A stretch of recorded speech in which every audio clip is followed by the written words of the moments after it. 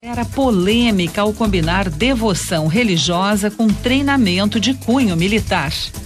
Na semana passada, um vídeo postado na internet pela Igreja Universal do Reino de Deus do Ceará gerou controvérsia. As imagens mostram jovens do projeto Gladiadores do Altar durante uma celebração. Fardados, eles marcham e prestam continência ao mesmo tempo em que oram. Senhor, tu que és autor da vida. Atividades semelhantes acontecem em Porto Alegre. Aos fins de semana, um grupo de rapazes ligados ao projeto se reúnem no Parque da Redenção.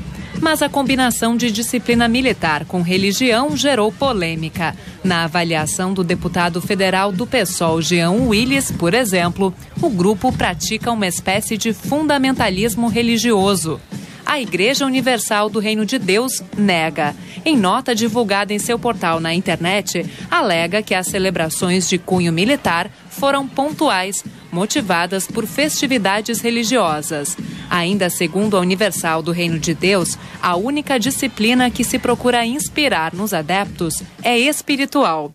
O projeto Gladiadores do Altar foi criado em janeiro deste ano e já conta com 4.300 participantes em todo o Brasil. São jovens de até 26 anos que participam de encontros semanais sobre a Bíblia e são motivados a propagar a fé cristã. A Igreja Universal ressalta que eles também integram a chamada Força Jovem Universal, programa social que promoveria atividades esportivas, culturais e sociais, incluindo ações de combate às drogas e doação de sangue. De Porto Alegre, Dalva Bavaresco. E para analisar o impacto de organizações como essa em meio ao crescimento em escala internacional da intolerância religiosa e do extremismo, estamos na linha com o antropólogo e professor da URGS, Marcelo Tadwald, pós-doutorando do Núcleo de Estudos da Religião da Universidade Federal do Rio Grande do Sul. Boa tarde, professor. Boa tarde, Liana. Boa tarde aos ouvintes também. Bom, professor, parece que essa não é assim verdadeiramente uma inovação. Eu creio que outras religiões já tenham se utilizado desse estilo militarismo para poder, digamos, fazer a sua pregação, não é isso? Mas o que há nesse momento, assim, que chame mais atenção? É mais assustador pelo fato de termos aí o Estado Islâmico? Pois então, Lena, na verdade, como tu bem colocaste, não é uma novidade isso. Nós temos diversos exemplos, não é? Como os legionários de Cristo, arautos de Cristo, soldados ou exércitos de Cristo e por aí afora. É típico da Igreja Universal a apropriação de elementos de outras religiões, não é? Não somente cristãos, mas também afro-religiosos e, enfim, místico-esotéricos, etc. Só que esses elementos recebem por ela uma leitura e uma síntese própria, não é?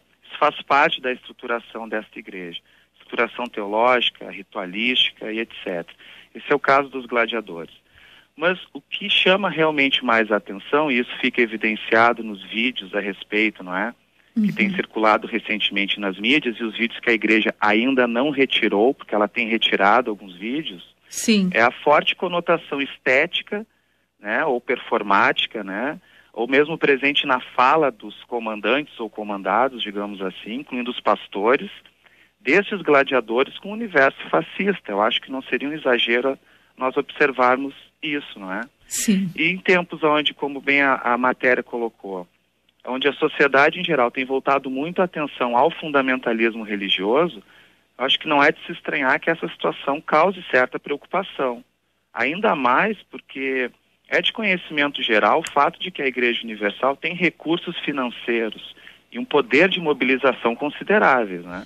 O que me chamou a atenção, né, professor, que eu acho que vale a gente fazer o registro, é que é um programa, esse programa Gladiadores do Altar, que é ligado a essa Força Jovem Universal, e em 2 meses já recrutou mais de 4.000 membros, não apenas no Brasil, como também na Argentina e na Colômbia. E não só na Argentina e na Colômbia, possivelmente. Pois é, a gente tem informação, né, pelo menos a divulgação na mídia, de que teria sido, além do Brasil, esses 2 países. Quer dizer, a gente começa a imaginar, assim, um futuro, né, de uma guerra entre o Estado Islâmico e os gladiadores do altar. Não, é preocupante porque por exemplo, no vídeo que tem circulado mais na internet, nós vemos em algum momento o pastor, ou enfim, a pessoa responsável ali pela performance, não é?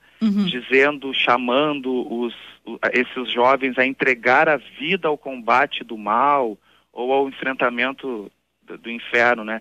Mas eu acho que resta saber no que consiste essa batalha. Sim, a Igreja Universal já né? notificou, né, em função muito das declarações do deputado Jean Willis, né, emitiu uma nota oficial dizendo que não há conotação militar, não há como não ter conotação militar, mas não há um fundamentalismo, não é?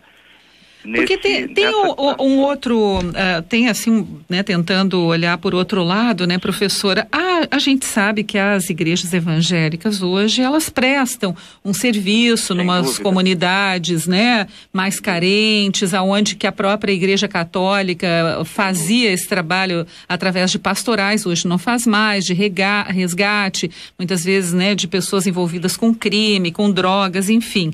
Então tem todo esse lado aí, né, como os pastores têm dito, que o grupo está promovendo atividades culturais, sociais, esportivas e espirituais.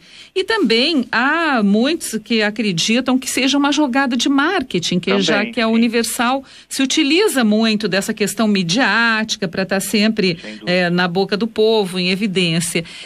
Se for isso, né, vamos dizer assim, será que ficaria mesmo restrita, vamos dizer assim, à própria religião? Isso não extrapolaria?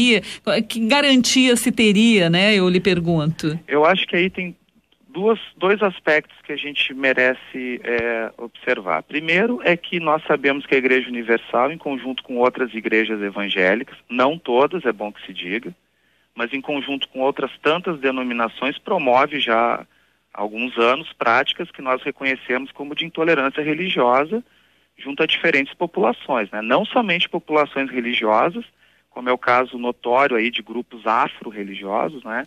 Mas também a certos setores sociais, como os homossexuais, homoafetivos, mulheres, a partir de questões ligadas aí a autorrepresentações de gênero, né, de sexualidade ou de direitos sobre o corpo, assim por diante.